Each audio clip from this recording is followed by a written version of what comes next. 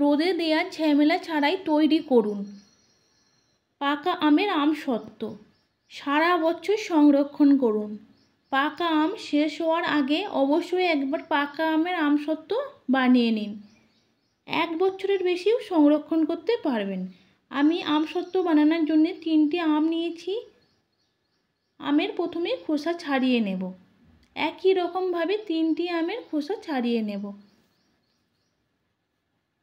আমার 3টে আমের খোসা ছাড়ানো হয়ে গেছে। দেখুন, একটা বাটির মধ্যে ছাঁকনি বসিয়ে দিয়েছি। ঘষে ঘষে আমটা পাল্প বের করে নেব। দেখুন, তোমরা চাইলে অবশ্যই আমের পিস কেটে ছোট ছোট মিক্সারের জারের মধ্যে পেস্ট বানিয়ে ছাঁকনির সাহায্যে ছেঁকে নিতে পারেন। একই রকমভাবে 3টে আমের পাল্প আমি বের করে নেব। একবার হলেও এই আমসত্ত্বটা বাড়িতে বানিয়ে দেখবেন, বাজার থেকে কেনার কোনো দরকার নেই।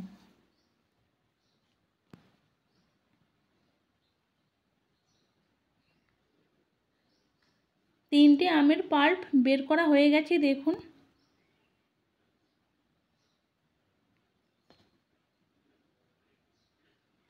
গুঁড়ো করা চিনি 1 কাপ দিয়ে দেব। চিনির পরিমাণ বাড়িয়ে কমিয়ে নিতে পারেন। আমের মিষ্টি অনুযায়ী চিনির পরিমাণটা দিয়ে দেবেন। ভালোভাবে চিনির পাউডারটা আমের সঙ্গে মিশিয়ে নেবেন, কোনো রকম না ডেলা ভাব থাকে।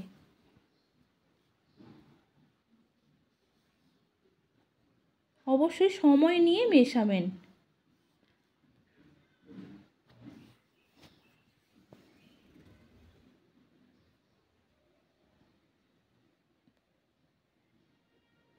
ভালোভাবে আমের মিশ্রণটা চিনির সঙ্গে মিশে গেছে। দেখুন, আগে থেকে আমি 2টো থালার মধ্যে সাদা তেল লাগিয়ে 10 মিনিট রোদে দিয়েছিলাম।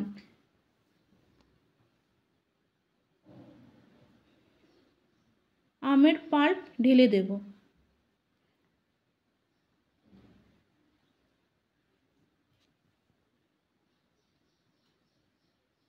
হাতের সাহায্যে আস্তে আস্তে চাড়িয়ে দেব।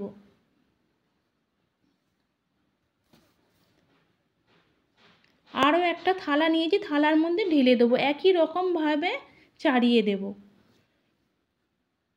ফ্যানের হাওয়ার মধ্যে শুকনো করে নিতে পারেন। 5 দিন সময় লাগবে। রোদের মধ্যে 2 দিন সময় লাগবে। দেখুন কত সুন্দর শুকনো হয়ে গেছে। আমি রোদের মধ্যে শুকনো করে নিয়েছি। ছুরির সাহায্যে ধারে ধারে আস্তে করে কেটে নেব। দেখুন কত সহজেই উঠে যাচ্ছে পাকা আমের আমসত্ত্ব। আমি কেটে তোমাদের দিকে দেখাচ্ছি কতটা সুন্দর হয়েছে।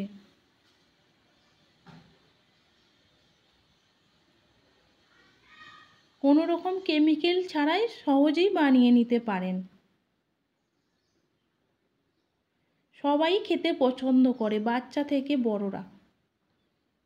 অবশ্যই এই আমসত্ত্বটা একবার হলেও ট্রাই করে দেখবেন। দেখুন কত সুন্দর হয়েছে। 2 রকম শেপে আমি কেটে তোমাদের দিকে দেখাচ্ছি। রেডি হয়ে গেছে আমসত্ত্ব রেসিপি। অবশ্যই একবার ট্রাই করে দেখবেন। একবার বানিয়ে রাখলে 1 বছরের বেশি সংরক্ষণ করতে পারবেন। এই আমসত্ত্বটা এতটাই টেস্টি, বাজার থেকে কেনার কোনো দরকারই নেই। যদি ভালো লাগে অবশ্যই জানাবেন।